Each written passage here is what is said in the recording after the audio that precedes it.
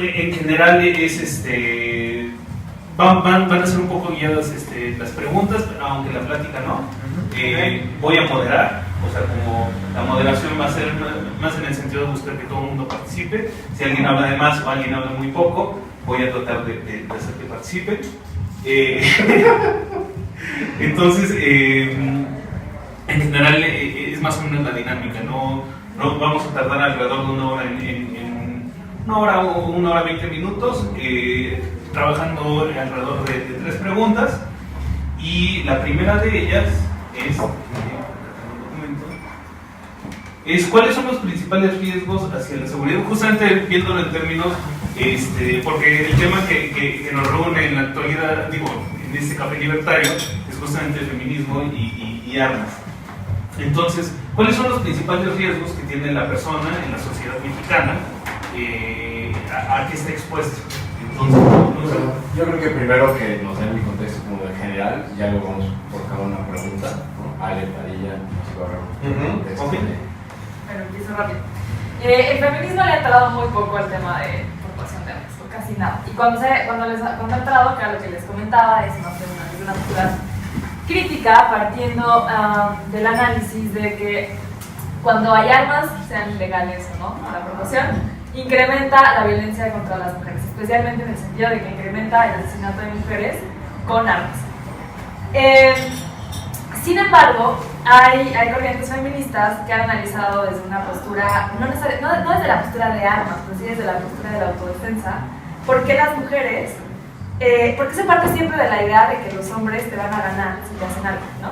Especialmente, por ejemplo, cuando se te hacen violación, es como, hay toda una idea de que si te violan, pues mejor no hagas nada, ¿no? Mejor ni te defiendas, porque qué tal si eso escala la violencia, entonces mejor como coopera con el agresor y de alguna forma eres incapaz de defenderte, ¿no? Lo mismo pensándolo en términos de acoso, por ejemplo, si vas en el metro y un cabrón te chifla, ¿no? Porque la nalga o te da un arrimón, como que mejor no te bronquees, porque qué tal si te suelta un madrazo, o qué tal si la violencia escala y no la puedes controlar, no te puedes defender. Y entonces hay una corriente del feminismo que es muy crítica con esta postura de decir ¿por qué las mujeres no podríamos defendernos? O sea, ¿por qué siempre estamos partiendo de la idea de que un hombre nos va a ganar en un encuentro de cuerpo a cuerpo, ¿no?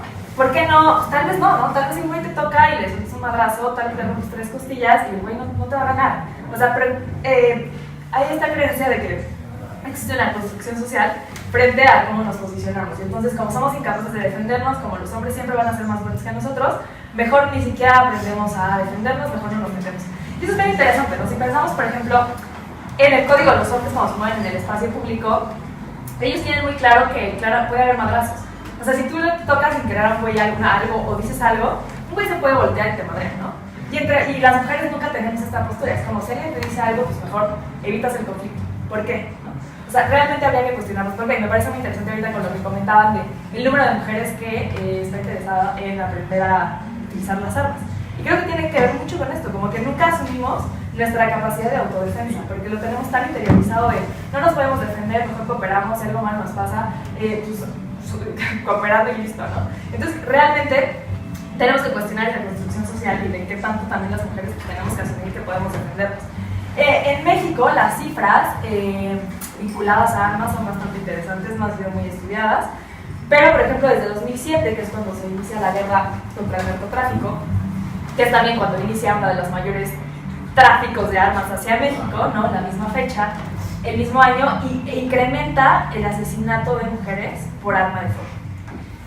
Sin embargo, se mantiene constante el número de mujeres asesinadas. Entonces, el porcentaje sigue siendo el mismo. Muy similar, exacto. O sea, lo que está cambiando es la forma en la que están siendo asesinadas. Generalmente, solo para dar el contexto de cómo es la violencia contra las mujeres en México comparada contra la violencia contra los hombres, es mayor el número de mujeres que mueren en el espacio privado, que muere estrangulada o por golpes y que muere por alguien que la conoce. En cambio, la mayoría de los hombres mueren en el espacio público por arma de fuego y por un desconocido, ¿no? Pensamos como en enfrentamientos armados entre narcos o narcos y ejército. Entonces es una forma de contextualizar, ¿no? Generalmente las mujeres que mueren asesinadas en el espacio privado por alguien que las conoce mueren estranguladas o golpeadas. Pero está incrementando el número de mujeres asesinadas por arma de fuego. Esa es una de las posturas que queremos explicar explorar. La segunda, que es en la parte de las armas, la va a explicar Esteban. La postura libertaria. La postura libertaria. ¿O cuál es el debate en torno a las armas desde una perspectiva libertaria?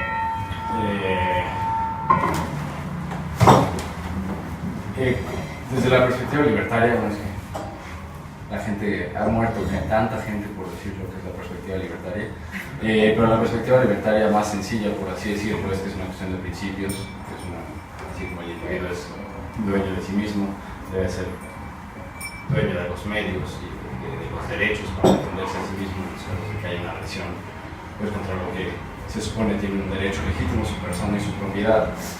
Esta discusión no nos lleva muy lejos y no nos lleva pues, a ningún lado porque para los demás es muy bueno, pero tu derecho a las armas puede estar costando vidas, ¿no? Y la respuesta libertaria de principios es quizá, sí, no sé, no importa, es una cuestión de principios, digamos que una posición más quizá de científico social o de political economy, austríaca de la violencia o algo así. Nos lleva a pensar que, bueno, quizá es una cuestión empírica, que quizá más armas, más crimen, y si en verdad eso sea cierto, quizás hasta nuestro principio es un mal principio, porque al final lo que el libertario quiere es proteger la vida humana.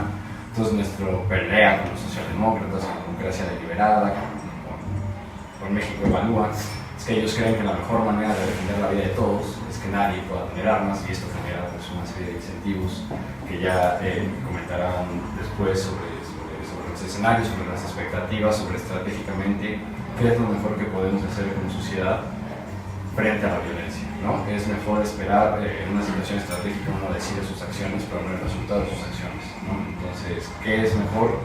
Esperar que una interacción estratégica, esperar que nadie esté armado, esperar que todos estén armados. Entonces yo creo que empíricamente no hay podemos hablar de eso, empíricamente no hay evidencia conclusiva que le dé a democracia deliberada la razón para decir, ¿sabes qué?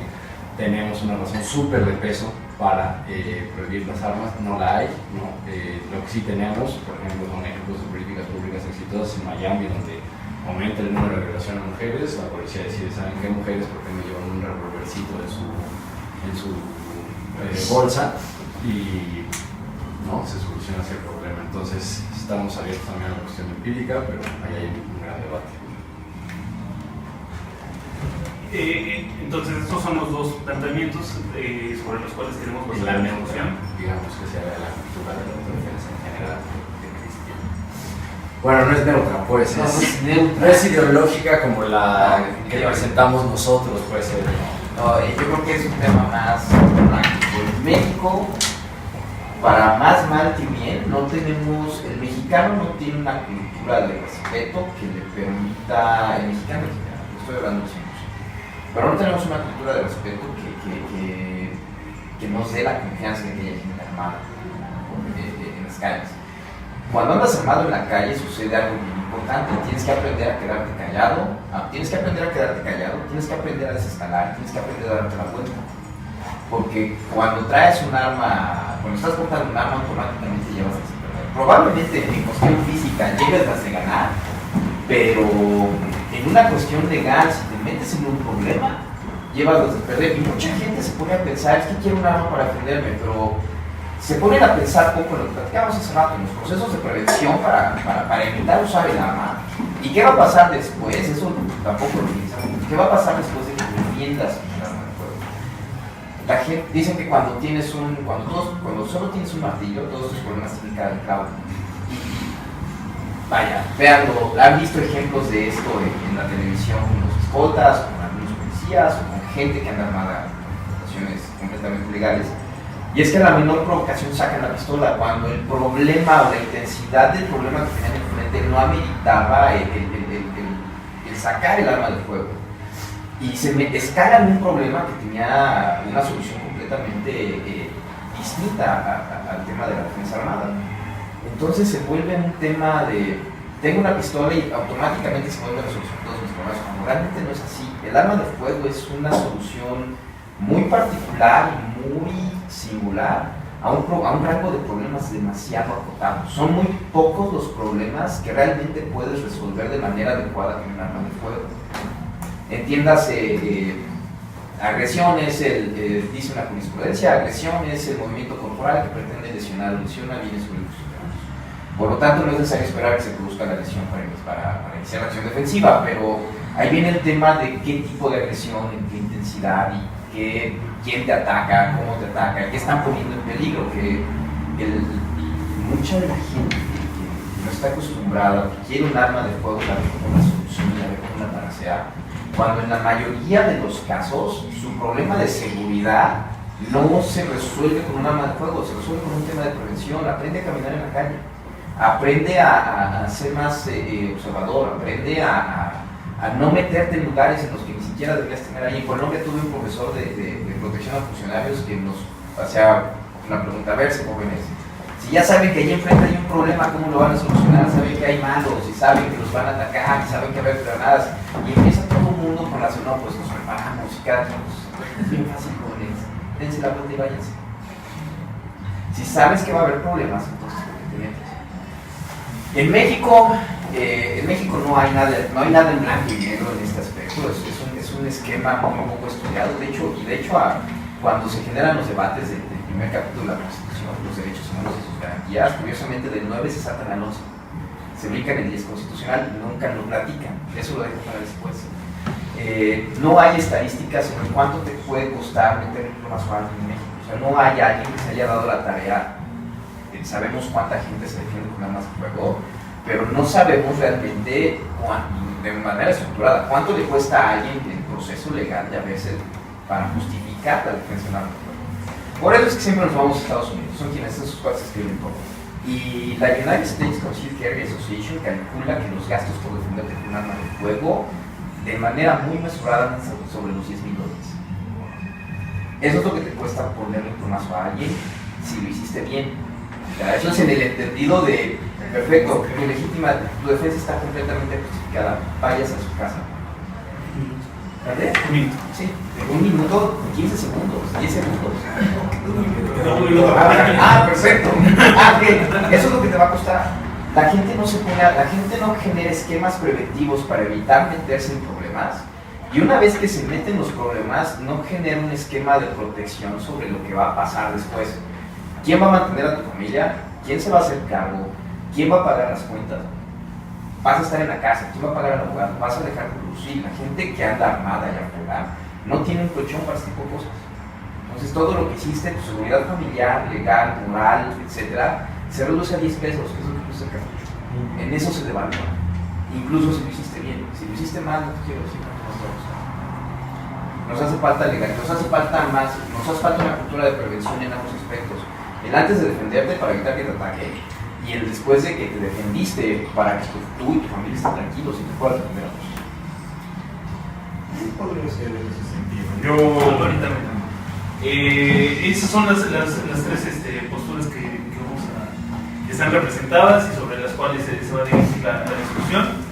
En particular está un poco estructurado de primero entendiendo cómo está el mundo, cómo quisiéramos que fuera, y hablar más como los impactos en general de las armas. La primera pregunta es: ¿cuáles son las principales amenazas a la integridad física y cómo nosotros como sociedad les hacemos frente? Y una pregunta un poco relacionada, que es parte de la misma, ¿es cierto esto de que entre más armas hay más crimen? Pero vámonos primero a la pregunta, o sea, ¿cuáles son los riesgos a los cuales nos enfrentamos? No sé si alguien quisiera empezar dirigiéndose a esa. Creo que el tema de hay más armas, hay más crimen, tiene que ver no nada más con el lugar donde hagas la medición. Tienes, por ejemplo, Australia, Reino Unido, Japón, donde en Australia y en Reino Unido, después de mass shootings, se aprobaron leyes para prohibir armas, y el crimen, según algunas mediciones, no. En Japón prácticamente son... Australia tiene hoy las tasas de crimen violento más altas en todos los... No, me refiero después de ese evento.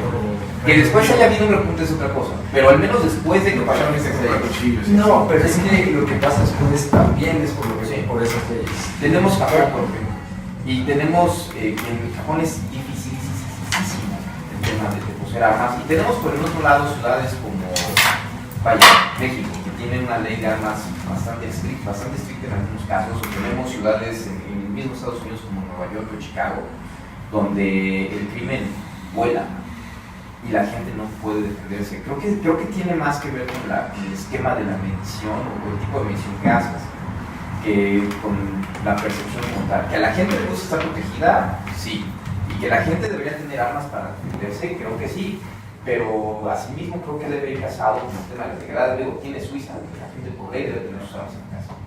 Sí, una pregunta relacionada, y de hecho es como la base también de la discusión, es ¿realmente la violencia con armas de fuego es la mayor parte de la violencia en la sociedad? O sea, como probablemente es mucho más difundido todo tipo de violencia, como platicamos hace rato, agresiones de todo tipo, y la violencia de arma de fuego debe ser 10% o menos del 10%. Probablemente, pero hay violencia letal y violencia no letal, y violencia letal deliberada, violencia no letal no deliberada. Obviamente, si vamos a comparar con muertes violentas, vamos a utilizar el término general, por accidentes automovilísticos o como lo vean, pues obviamente va a ser mayor. Lo que pasa es que las armas de fuego son las más visibles en términos de violencia letal deliberada. De acuerdo. Ahora, justamente hablando de feminismo y armas, la discusión es un poco más amplia de qué es lo que estamos entendiendo como violencia. Entonces, yo quisiera retomar un poco lo que tú decías, ¿no? Claro, hay diferentes sociedades y en cada sociedad los problemas de violencia son distintos. Eso es cierto, ¿no? Pero justamente Australia es uno de estos casos donde una sociedad pacífica en términos generales, donde pasan después de que estos, Port Arthur creo que es, fue una masacre, y además después Clinton está así, se suben al vagón, empiezan a regular, y aún una sociedad internacional específica hoy en día tiene problemas porque el contrabando de armas para el que quería adquirir armas legítimas pues estaba pues financiando organizaciones criminales y cosas así, ¿no? Eran intended consequences que quien lo hubiera pensado, ¿no? Pero bueno, depende de sociedad a sociedad.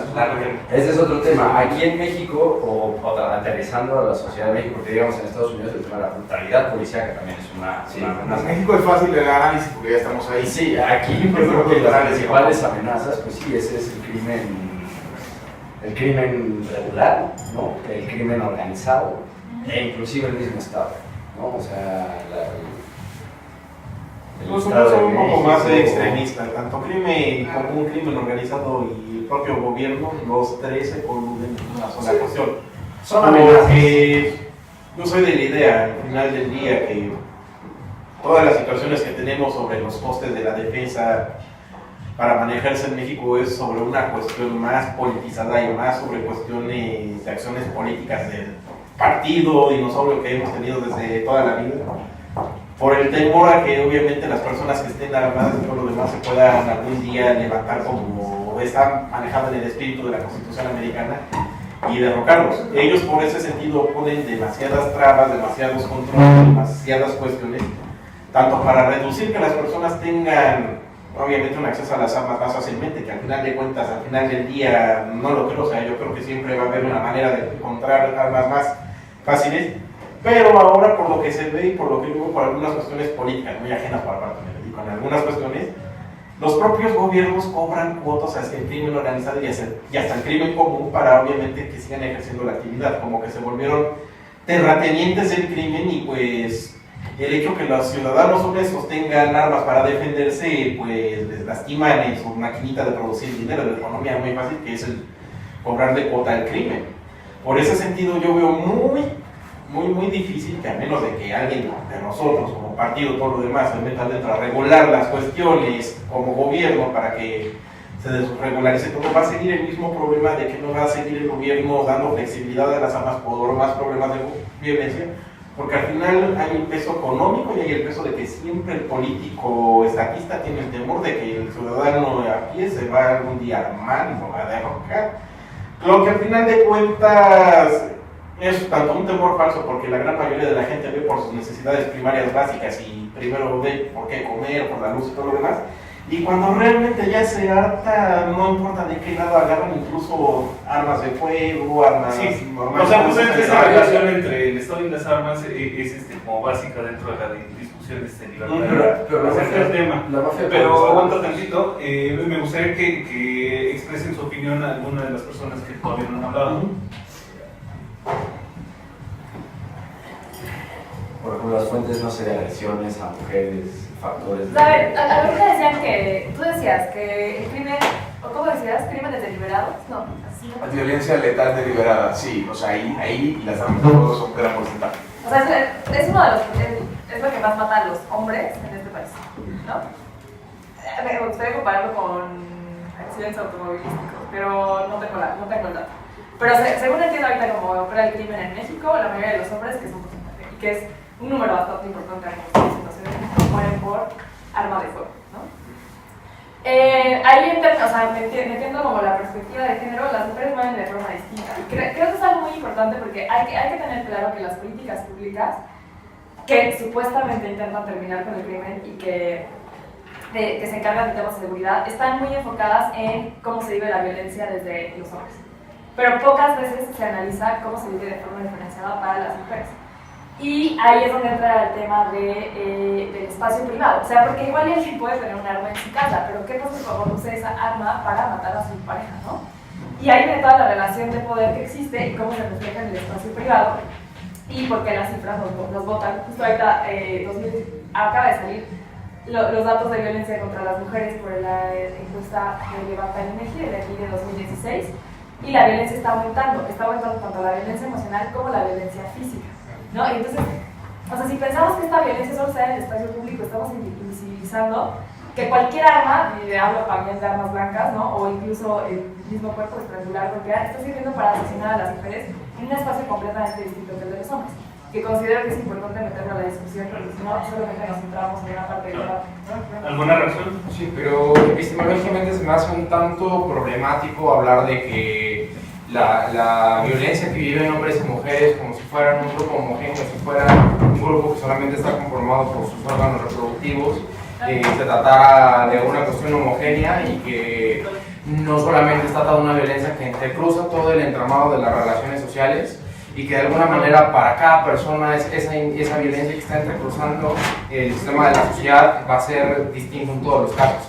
Y en ese sentido, cuando uno habla de que las políticas públicas están orientadas a reducir la violencia o que la violencia está aumentando, yo pienso, está uno tratando de hablar de categorías que son fenomenológicas en un esquema conceptual del positivismo donde se habla de una cuestión de más o menos, cuando en realidad las estructuras sociales se actualizan y cambian. Entonces me parecería un tanto complicado hablar de que están aumentando o disminuyendo, o sea, con respecto a qué y en términos de qué. Más bien la pregunta me parecería cómo es que están operando esas estructuras sociales.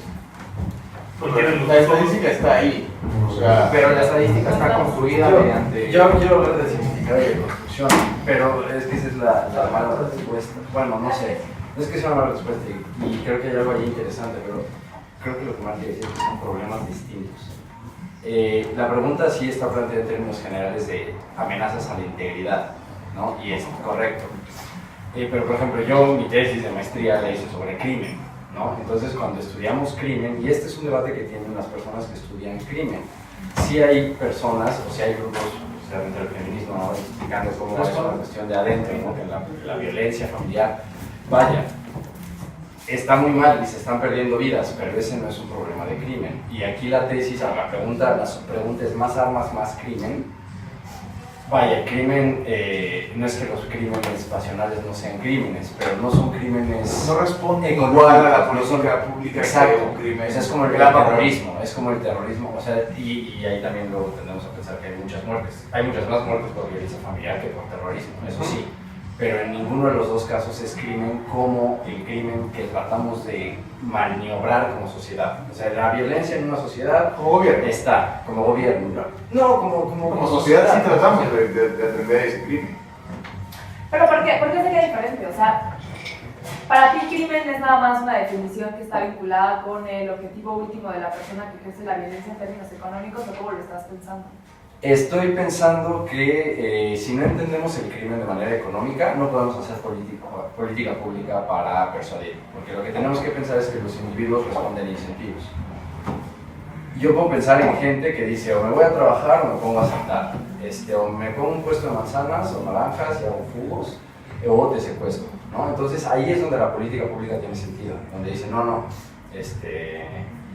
me asaltes a mí o yo te dejo que tú tengas un arma y entonces yo, en vez de asaltarte, me pongo a trabajar, ¿no? A esos son los grandes incentivos. Los crímenes pasionales, claro que son crímenes, pero ahí la cosa es quizá, o sea, si hablamos de incentivos ya esta es otra dinámica. Estás en una casa y sí, hay algunos estudios en Estados Unidos que demuestran que es más probable que en una riña o que en algo así, o te suicides o mates a alguien, ¿no?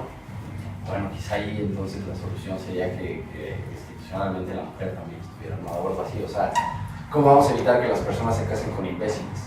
No, a ver, ahí yo creo que estás individualizando el problema y a mí me gustaría considerar la estructura. O sea, los estudios que para empezar, tenemos un gran vacío de datos sobre quiénes son los agresores. Y eso es algo muy problemático para quienes trabajamos temas de violencia.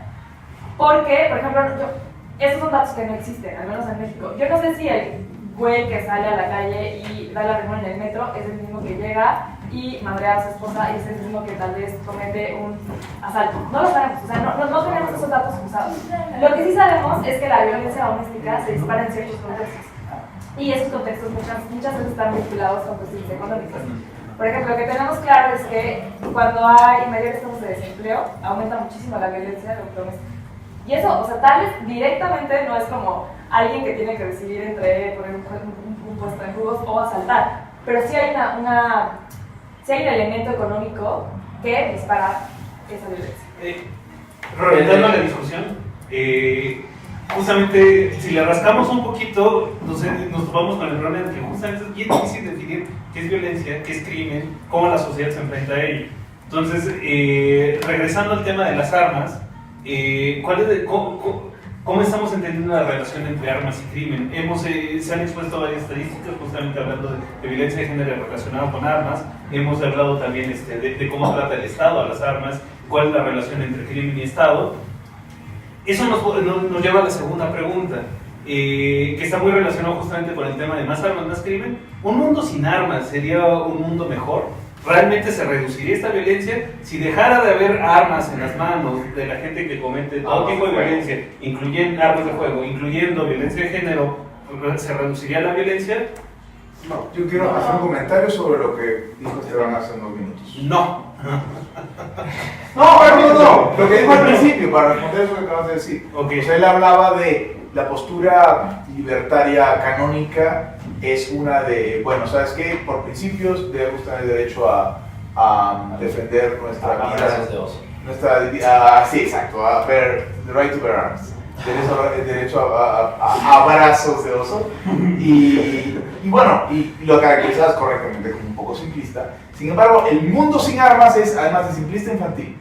O sea, si vamos a contraponer esas dos simplezas, la simpleza de sería maravilloso que el mundo no tuviera armas, es más simple sería maravilloso que todos pudiéramos defendernos, porque eso es algo que sí puedo accionar yo en lo individual. Sí, y justamente Hugo trae el meollo de esta pregunta. O sea, tú ves las noticias en Estados Unidos y a cada rato hay un asesinato masivo y todo el mundo le echa la culpa a las armas. Entonces, justamente, ¿es posible un mundo pacífico sin armas?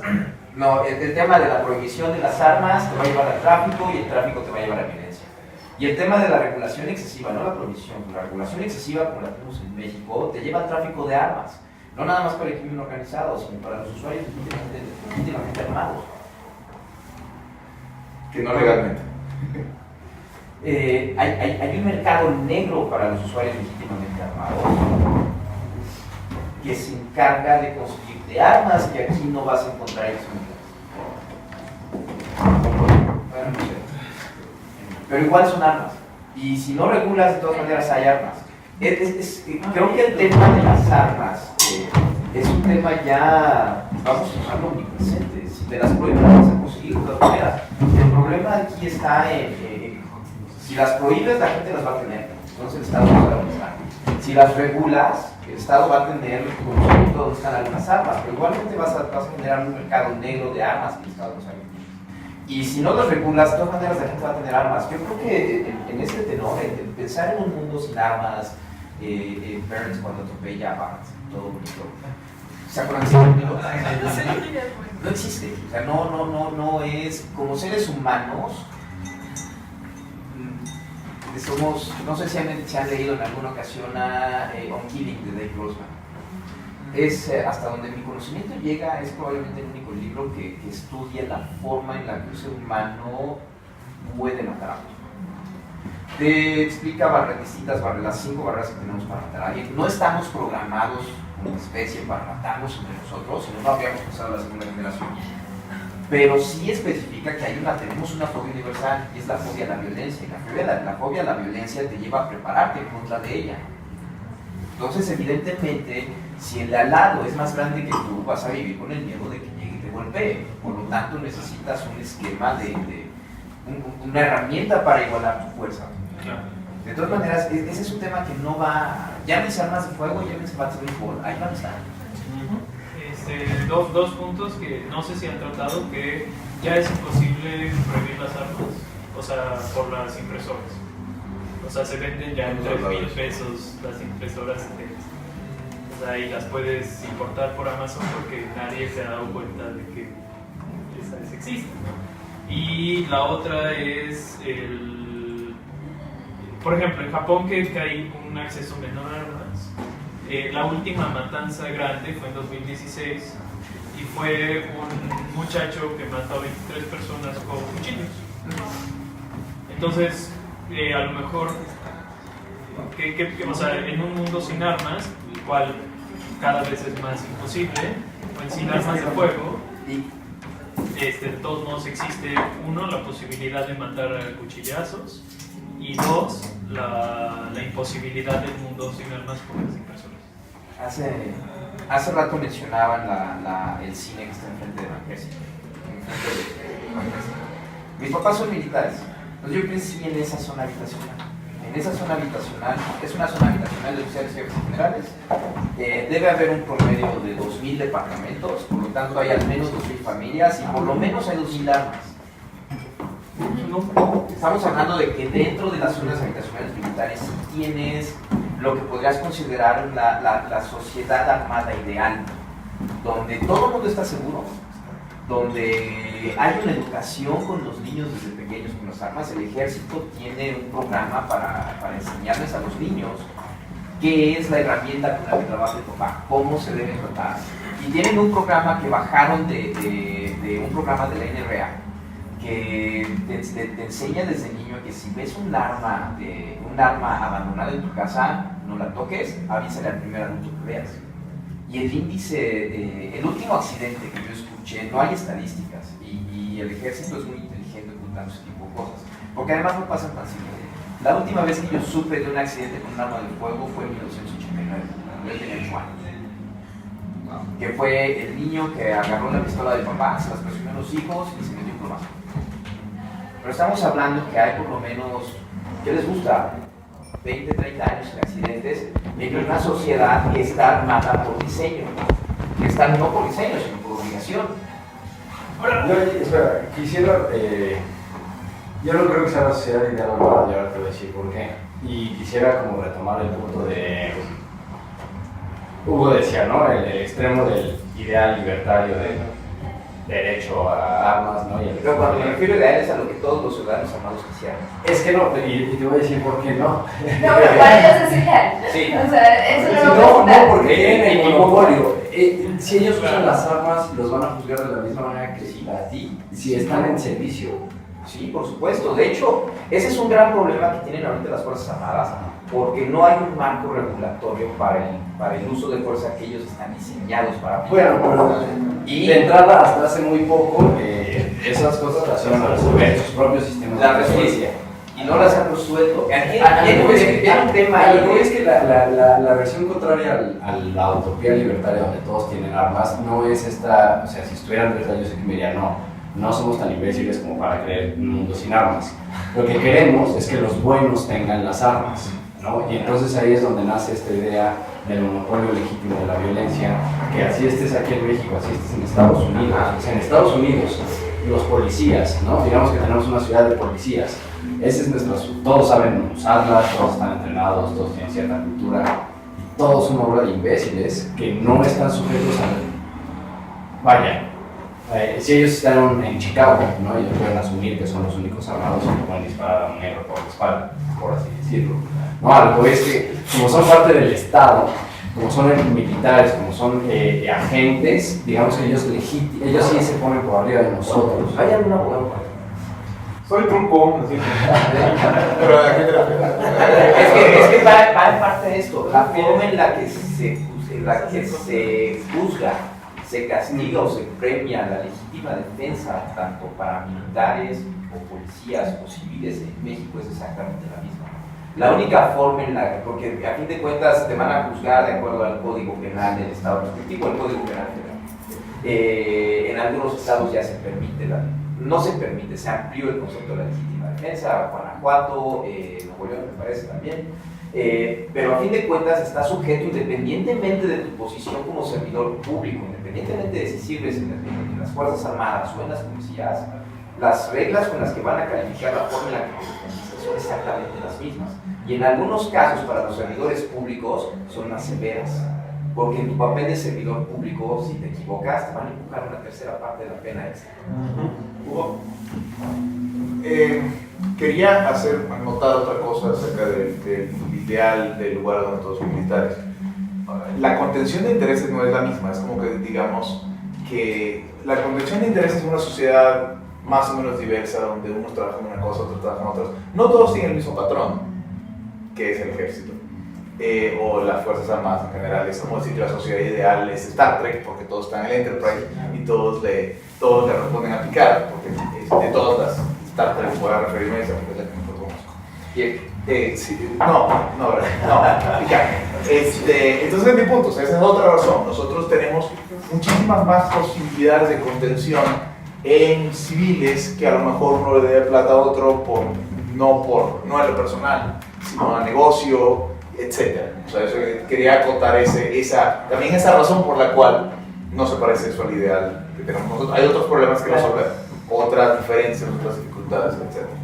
¿No? Te una idea de otra cosa, pero prosigo.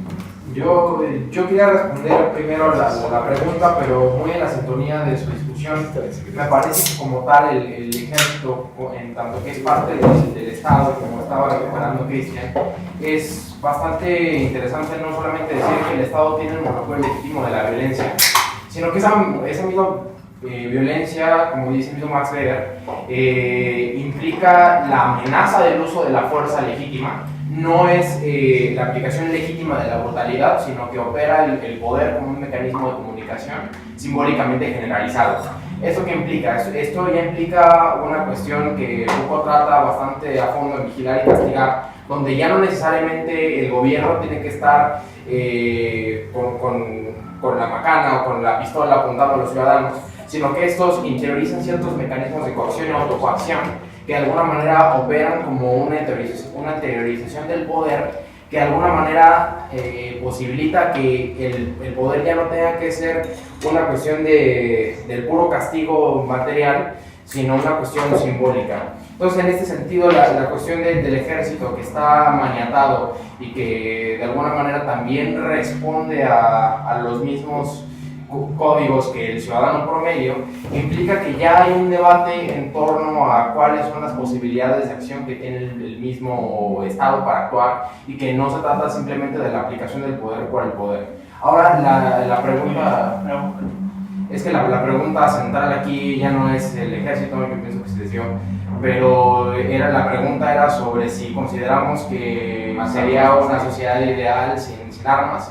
Y a mí me parece que no es una cuestión de blanco o negro, no es armas son sí o no, sino que hay que hacer espacio a la contingencia, hay que pensar que las cosas podrían ser de otra manera, hay que romper la idea de que hay cuestiones que tienen que ver con causas y efectos, y hay que pensar que estamos condicionados a ciertas cuestiones que son construidas socialmente en ciertas estructuras sociales. Ya concluyo, lo que termino es... que tenemos que observar a la ley y a las instituciones no como cuestiones que van a acabar de tajo con todas las problemáticas que vamos a legalizar o prohibir las armas y que de pronto se va a terminar la violencia, sino que justamente los códigos y los programas del derecho nos permiten desplegar el conflicto. Los programas del derecho a nadie le atan las manos para que no asesinen, no le atan las manos a nadie para que no secuestren, que no violen, que no roben, pero sí nos dan una cierta certeza, una cierta fijación de expectativas de que en algún momento pueda haber un castigo para quien lo está haciendo. Entonces me parece que es bastante más rico pensarlo en términos de que las instituciones no nos van a resolver nada ni poniendo los mejores incentivos del mundo, sino simplemente otro ambiente institucional más. O sea, por lo que te entendí, es básicamente lo que está diciendo es, o sea, las armas de alguna manera van a formar parte de este panóptico y de alguna manera, o sea, que existan o que no existan, esto es parte de las relaciones de poder, ¿no? Que te dicen, o sea, y que van a, de alguna manera, como hacer que las personas se autovigilen o decidan hacer lo que quieran, ¿no? Pero esto, o sea, al menos en la cuestión de las armas, o sea, con un mundo sin armas o con un mundo con todos armados, o sea, ¿cuál podría ser ok, es parte del panóptico, pero ¿cuál podría ser? O sea, ¿tú qué anticipas que sería? ¿Se interiorizaría de alguna manera? Es como, tiene que ver un poco con la coerción, no sé si con también con cultura de armas, o sea, si está más parte de las instituciones, de las relaciones de poder, o sea, que sean conscientes de no pongas el dedo en el gatillo, cosas así. O aunque, o sea, es que, perdón, me perdí muy cabrón. Pero que claro, la cuestión del panóptico yo la decía simplemente para decir que el gobierno opera como un mecanismo de comunicación generalmente, simbólicamente generalizado mediante el poder. Ahora, la cuestión que apuntas es interesante, muy rápido, solamente porque en dado caso que las armas sean permitidas, la gente aprende y suele estabilizar ciertas expectativas de que otra persona puede ir armada y de alguna manera también se estabilizan ciertas expectativas. Lo que yo mal hizo es que permitir las armas no va a resolver los problemas, pero que va a generar procesos donde los códigos se pueden retroalimentar, se pueden interiorizar y se pueden perfeccionar para algo así. Personas que todavía no han... ¿Ninguna pregunta? Sí. Hay que recuperar la plática hacia el tema. Sí, justamente. Y es ahí donde quiero recausarla. Primero el maestro y algo ahí es lo que queremos tocar. Claro, y justamente es eso, o sea, como... Sí. Justamente Quiero recausar este tema hacia allá. Esta pregunta de una sociedad sin armas, una sociedad sin violencia, ya nos vamos a la parte específica, o sea, de realmente, al hablar de violencia de género, ¿cómo vemos esa relación entre armas y género? Pues, o sea, para mí es muy sencillo, o sea, no es muy sencillo, pero el arma yo creo que da mucho mayor poder a la mujer, por mucho, ¿no? O sea, si te vas a agarrar a golpes con un hombre, yo sé que hay mujeres muy fuertes y entrenadas y que hacen Krav y toda la cosa, ¿no? Pero francamente, yo contra todos los amigos que he tenido que es luchitas, lo que sea, pierdo siempre, ¿no? Pues para mí es muy claro que yo estoy en una desventaja física frente a un hombre. Y si un hombre me quiere atacar, es muchísimo más fácil que yo me pueda defender con un arma a que me pueda defender mano a mano. O sea, vamos a hablar de un tema de necesidades. Es un tema que no hemos escuchado. El artículo 5 de la Ley de Armas de Fuego dice que el gobierno federal, a través de la Secretaría de Gobernación y la Defensa Nacional, establecerán campañas de desarme. Básicamente a eso no dice eso, pero ese es el espíritu de ese artículo específico. Relacionando el tema de las armas con el tema de las necesidades y las mujeres. En mi percepción, no sé, un gran porcentaje de las mujeres no tienen la necesidad de las mujeres alimentar a su familia y después está el posible problema de tener que defenderla. ¿Se han parado en los centros de canje de armas? ¿No se han parado por ahí? No, pero he escuchado las el 80% de las armas son entregadas por mujeres. ¿Saben por qué las cambian? Las cambian por dispensas. Y entregan armas que son completamente registrables, con calibres legales. la seguridad a esos niveles, no estamos hablando de esto, estamos de este lugar, de estas personas que están un poquito más empapadas de qué es lo que queremos o qué desearíamos hacer con las armas. Estamos hablando de la mujer común y corriente que ve el problema que no va a llegar a la quincena, no llega a la quincena y tiene la pistola que le dejó el abuelito. Y resulta que en el Palacio Municipal de Naucalpan está el canje de armas y por llevar esta pistola te van a dar pues, una despensa que te va a durar 15 días. O si le llevas el R15 que tu hijo, que le quitaste a tu hijo que andaba metido en el crimen por ahí, dejó R15 por si algún arma cualquiera, pues a lo mejor te van a dar una televisión, o a lo mejor hasta te dan una computadora por el más grande. Por ahí tenemos una reacción. O sea, ahí, con lo que dijo Aranza, o sea, y justo lo que, antes de que empezáramos, ¿no? Que hablaste de lo más importante es más bien el awareness, ¿no? O sea, sí puede ser que, o sea, digo, sí, las mujeres, o sea, biológicamente tienen el esfuerzo, o sea, los hombres tenemos más desarrollo muscular, pero con el social awareness, pues ahí sí, no sé, o sea, ahorita me brincó la duda precisamente por lo que empezó a decir Aranza, es que si una mujer estuviera armada, tuviera un arma en la casa, o sea, es como, de verdad, ¿cuáles serían o sea, cómo resultaría eso, no? O sea, es una cuestión más de entrenamiento. Eso lo decimos. Mucha gente ve el tema, lo que platicábamos al principio, mucha gente ve las armas de fuego como si se metieron a mi casa y lo asaltaron. Me va a resolver el problema, quiero un arma de fuego. Pero no se involucran en los procesos de entrenamiento ni en los procesos de awareness que requieres para usarla de verdad. Entonces, ¿de qué te sirve tener la herramienta que solo vas a poder usar después de que la acción se inició? Y sin prever, sin generar los esquemas de protección y prevención que necesitas para darte tiempo para sacar el arma. Y se están comprando el placebo. Yo quiero tomar en lo que acabas de decir porque a forma de hacer una especie de denuncia, porque en México estamos justamente en la peor de todas las situaciones, que es la situación, puedo tener un arma en mi casa, pero no puedo entrenar. O sea, es un problema añadido y complejo, porque yo puedo comprar un arma, tenerla en mi casa sin preocupación, porque no puedo parar. O sea, si me encuentran el arma en mi casa, siempre me puedo parar, si no hubo ningún acto de violencia. ¿Cómo me entreno con esa arma? Tienes que generar esquemas ahí un poquito especiales. Sí, es muy fácil. Vamos a regresar quiero regresar a eso, pero no tienes que darlo. Pero, o sea, lo dejamos pendiente. Ok, espérame. Entonces, sin enganchar con esto, lo que decías antes, o sea, el asunto y lo que comentaba el tocayo Hugo.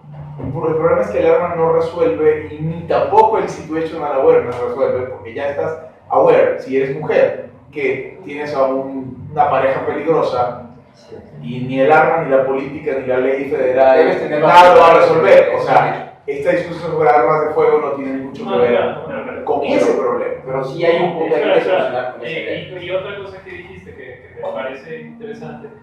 A ver, si tú estás diciendo que hay muchas mujeres que van y cambian por despensa el arma. Pero también hay muchos comerciantes que van y empeñan el carro. Y hay muchos obreros que van y empeñan la herramienta. Eso no está diciendo nada. Solo está diciendo que hay alguien que necesita un gasto adicional y tiene algo por cambiar. Ahora, una perspectiva feminista en torno al tema. Porque ya está. Pero es que ya lo había tirado desde el principio y eso que había que llegar después. O sea, el arma no lo resuelve todo, hay situational awareness y los más pobres son más proclives a dispararse los unos a los otros. Sí, queremos vivir en una sociedad donde menos gente se dispare los unos a los otros. Si no se lo merecían, sí, ¿no? En términos generales, sí.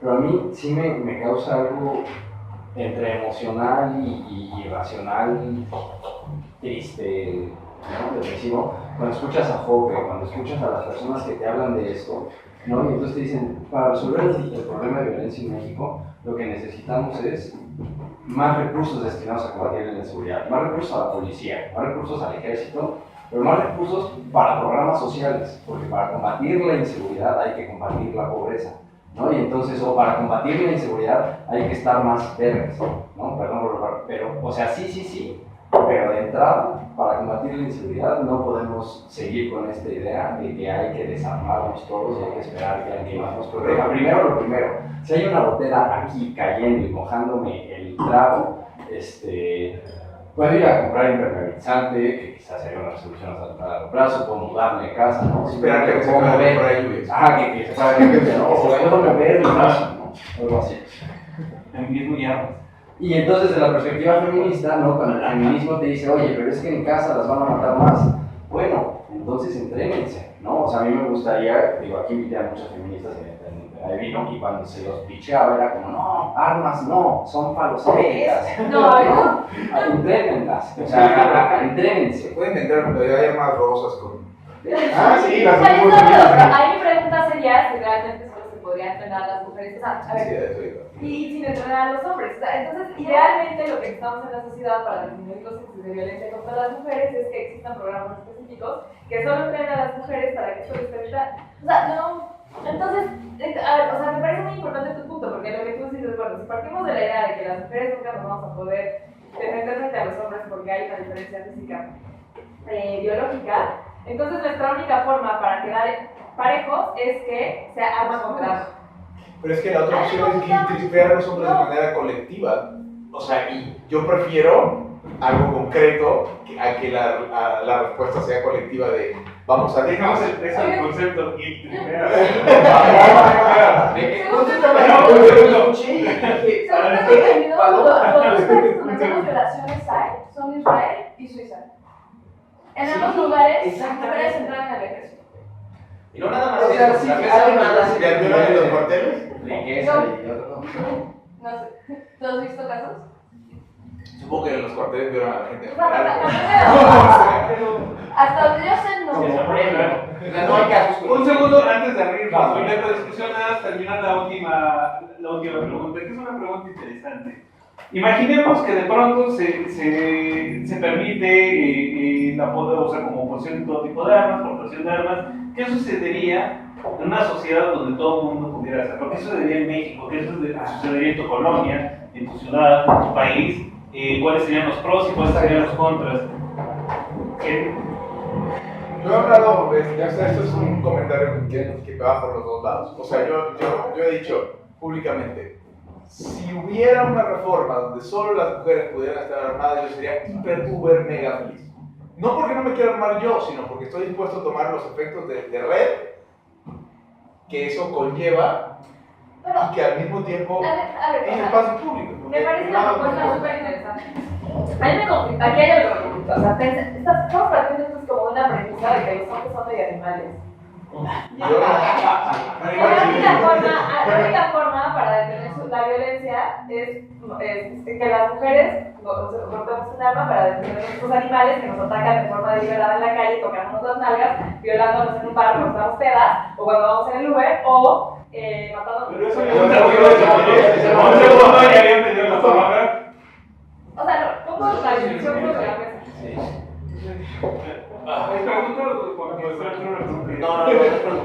No, o sea, animales económicos. Ay, O sea, no, sí, porque tú decías, o sea, tú decías, que si yo sé que si te agarro los nalgas me voy a llevar un madrazo, no lo voy a hacer. Claro, Pero es que es súper evidente que contra buena noche, bueno, lo vale, ¿no? Pero sí. Eso es lo que se diría en un arreglo patriarcal tradicional, o sea, el primo te golpeaba. Sí, claro. Ojo, pero a ver, es que no quiero entrar en este tema. Ok, va. Vamos a regresar a la pregunta, porque si hay un caso real con estadísticas, y desde luego el ejército mexicano. Este asunto de qué pasa si le soltamos armas a todos, es algo que el ejército ya tiene muy estructurado y tiene muy trabajado con los oficiales recién graduados de las escuelas militares. Cuando los estás educando y los tienes como cadetes, los tienes de domingo a sábado controlados con las armas y se las das como si fueran niños. Den tu arma, regresen a tu arma. Den tu arma, regresen a tu arma. Nada más la puedes usar aquí y a veces se las dan hasta sin munición. Cuando se gradúan, que pasan, saludan al presidente, les entregan su paquete de su delito, les entregan su pistola, se ponen como niños con juguete nuevo. hay un verso en el ejército, cuidado, subteniente armado. Y es que es real. Una pregunta Es real. Déjenme terminar. Entonces, hay una directiva a nivel nacional en el ejército que durante el primer año a los subtenientes recién graduados no se les permite salir francos con su arma de fuego, porque están desarrollando la cultura y el respeto para andar armados. O sea, tomen todo en cuenta que pueden andar armados por ley, y hay una disposición administrativa que se los prohíbe porque se van a tener problemas, porque no son lo suficientemente mal, están aprendiendo a andar armados. Con el tema de qué pasaría si mañana nos dicen a todos, ¿pueden andar armados? Yo creo que sucedería algo similar, y eso en un desayuno, cuando trabajé con el Cuerpo de Guardias Especiales, me platicaba también el coronel, me decía, mira, yo creo que la solución de todo esto es que autoricen las armas, este mismo caso, y ¿sabes qué va a pasar? ¿Qué va a pasar con lo mismo que pasa con los subtenientes? Va a haber balaceras en la calle, va a haber todo lo demás, pero al cabo de 1 año o 2 años, la gente va a aprender a portarse bien. ¿Preguntas? No, al contrario. La parte que me preocupa es esa primera Solo quiero estar de acuerdo. Me refiero a un dicho que dice no somos suizos. No somos, pero no volvemos suizos. No pasa nada. No, pero bueno, volviendo Pero a ¿qué hizo suizos a los suizos? Complementando lo que dijo él, o sea, tiene mucha razón, incluso se dan muchas cuestiones porque la cuestión legal de las leyes de armas de México no aplica en todo el país. Y hay pueblos en México profundo y todo lo demás que puedes ver hasta personas con 3.57 en el cinturón y el policía no le dice nada. Y es una cuestión antes de la ley del 72. Había una cuestión de respeto entre personas porque sabían que la otra persona estaba armada y eran unas sociedades mucho más pacíficas. Incluso los delincuentes de aquellas épocas, que también conocí por las cuestiones de abuelos y todo lo demás, decían que para delinquir ellos tenían que utilizar la estrategia de la inteligencia y el carisma y todo lo demás y ser carteristas porque sabían que si se iban a tirar a la violencia como es el actualmente y todo lo demás, 2, 3, 4 personas se lo tendían a balazos y hasta incluso a la propia policía secreta porque sí era muy perra en ese tiempo la policía secreta. Y yo creo que volvería a pasar lo mismo. En ese sentido, yo sí soy de la propuesta de no armas para todos, porque al final de cuentas, creo que cada quien tiene que comprar sus armas, o sea, pero sí que haya una libertad de que compre cada quien sus armas y todo lo demás, y hay libre mercado. Y en el libre mercado, que a lo mejor un requisito temporal, que sea obligatorio que haya cursos de entrenamiento, pero obligatorio para que sea el momento de la aportación y todo lo demás. Que al momento yo creo que en la cuestión temporal, porque obviamente hablando en política práctica, si le dices vamos a liberar las armas a los políticos que queremos una ley aquí, te van a mandar a chingar hasta allá lo lejos. Ya sucedió el año pasado. Ya sucedió el año pasado. Pero si se le indica y todas las personas que vayan a comprar sus armas automáticamente van a tener el derecho a portarlas, pero en su contra tienen que aprender a cómo manejarlas, yo creo que sería la forma más razonable de que hubiera una educación para las armas, porque al final de cuentas yo sí estoy a favor de que haya un aprendizaje, una educación para que las personas las usen responsablemente. Es igual que como, bueno, a mí me aplica el ejemplo, yo siempre he andado en pie, pero cuando empezaron a andar todos de niños con su automóvil y todo lo demás, no les dijo el papá de que, ay, sí, toma las llaves y vete a donde quieras, les tuvieron que andar enseñando. Pregunta o reacción, después me dio pregunta o reacción. Una ventana al pre-72 es el cine de oro.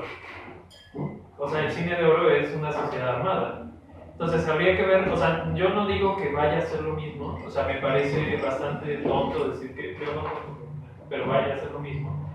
Porque no es o sea, no venimos de una revolución, no venimos de comandos de unidades armadas militares a lo largo del país, todo eso. Probablemente sea incluso más, o sea, uno no sabe hacia dónde se va a dirigir, ¿no? Probablemente es diferente porque los valores son otros. Al mismo tiempo ahorita, por ejemplo, en Acayucan, que es Veracruz hacia la Olmeca, el ejército tuvo que rodear una casa para que no linchen a una mujer y a su hija por brujería.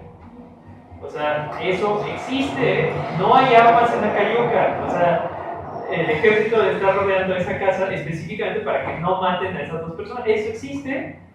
La pregunta es, ¿nos preocupa en términos de... O sea, las reacciones, las cuestiones típicas morales que existen en este país, ¿nos preocupan con o sin armas? Si nos preocupan con armas, ¿cómo va a variar? Si no, pues no está cambiando absolutamente. Pero, o sea, el punto más bien hacia dónde va, hacia... El punto es que tendríamos que ver más bien, o sea, O sea, cuál es la reacción ¿qué específica. implica este bar encerrado a punto de morir? Que es una cuestión moral, o sea, no es una cuestión automática de la herramienta. O sea, yo dudo mucho, y bueno, esta es mi cuestión, muchos me lo van a criticar, que por ejemplo, la geografía determine el carácter moral de las personas. ¿Existe una geografía moral? Sí, pero en este caso ya existe, la herramienta no necesariamente va a alterar esa moral. Entonces, habría que ver más bien cuáles son las cuestiones que van a, de todos modos, la violencia. Y regresando un poco a si los hombres son animales, sí, los libertarios suelen la versión opuesta, que somos súper idealistas y creemos que el hombre es súper bueno. No, creemos que el hombre es bruto, que el hombre tiene esa clase de comportamientos mierdas. Y de verdad, este es un tema que lo toca, creo que sobre Noam Schmitz en A Brief History of Beauty. Te refieres a varones y hembras, por igual. Cuando habla de hombre.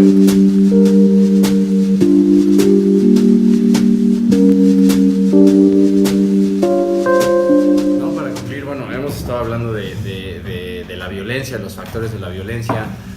Esto es muy conocido en términos o en círculos, sí, militares o que tienen una historia cercana al manejo de armas, que no les tienen miedo, entre libertarios que creen que es una cuestión de principios, ¿no?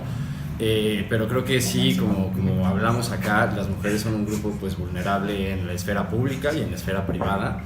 Y en las dos esferas creo que está en el interés tanto libertario como feminista brindar a las personas, a los individuos en peligro, pues la mejor, ¿no? El mejor abanico de posibilidades que tengan para mejorar su vida, sus posibilidades de supervivencia. Y creo que tanto la tenencia de armas como el manejo de armas, como generar el ámbito legal donde no te cueste $10,000 defender tu vida o tu propiedad, pues está en interés de todos, y esperemos que más grupos le entren a esta causa, ¿no? A esta lucha que parece ser de locos en este país. Y pues, digo, agradecer a todos su presencia, ha sido bastante civilizado.